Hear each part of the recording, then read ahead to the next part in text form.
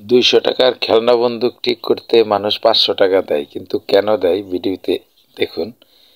এরকম খেলনা বন্দুক কিনলে বুঝে শুনে কিনবেন, কেউ এরকম ঠকবেন না। আমার ভিডিওটি শেষ পর্যন্ত দেখলে বুঝতে পারবেন যে এই খেলনা বন্দুকটা কিভাবে কি দিয়ে তৈরি হয়েছে। এটা কিন্তু 100-150 টাকা দিয়ে কিনলেও এটা ওয়ান টাইম বুঝে নিতে হবে আপনার একদিনই পোলাপানে খেলনা ব্যবহার করতে পারবে কিনা। এটা কিন্তু নষ্ট হয়ে যাবে। আর এটা ঠিক করতে যদি কেউ বেশি টাকা দিয়েও ঠিক করে তাহলে সেটা টিকবে কিনা সেটা আমি এখন দেখাবো ভিতরে। আগে বন্দুকটি খুলে নিতেছি।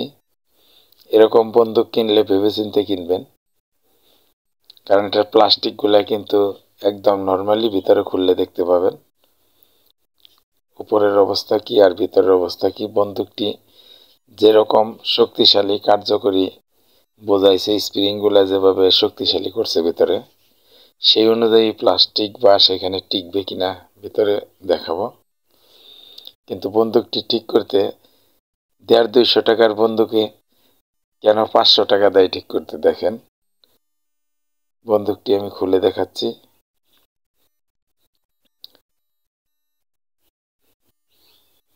আমাদের দিল্লি ইলেকট্রনিক্স চ্যানেলটি সাবস্ক্রাইব করে বেল বাটন ক্লিক করে রাখুন। আমাদের ইলেকট্রনিক্সের সব ধরনের কাজ আমাদের দিল্লি ইলেকট্রনিক্স চ্যানেল থেকে পাবেন। আমরা কম্পিউটার, মোবাইল ও ইলেকট্রনিক্সের হার্ডওয়্যার এবং সফটওয়্যারের সব ধরনের কাজ শিখিয়ে থাকি। আমাদের চ্যানেল থেকেও শিখতে পারবেন, আমাদের কাছে সরাসরি ইলেকট্রনিক্সের কাজ শিখতে পারবেন। আমরা প্রাইভেটভাবে অল্প সময়ের মধ্যে ইলেকট্রনিক্সের কাজ কমপ্লিট করে দিয়ে থাকি।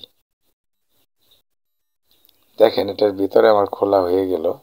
এখানে দেখেন কত মোটা স্প্রিং দিছে। এই স্প্রিংয়ের যে শক্তিটা সেটা কিন্তু এখানে কোলাবার মতো না।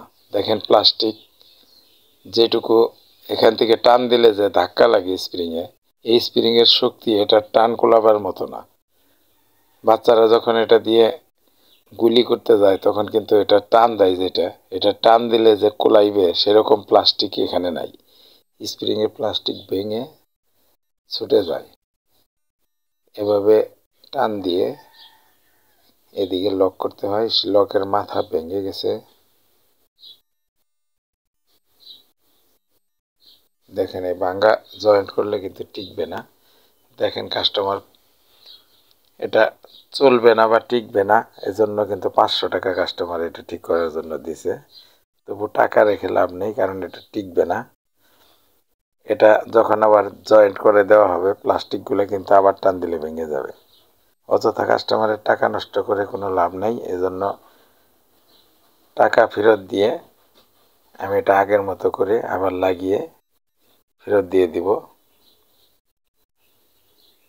অবশ্যই ভিডিওটি ভালো লাগলে আমাদের দিল্লি ইলেকট্রনিক্স চ্যানেল সাবস্ক্রাইব করে বেল বাটন ক্লিক করে রাখুন, শেয়ার করে পাশে থাকুন।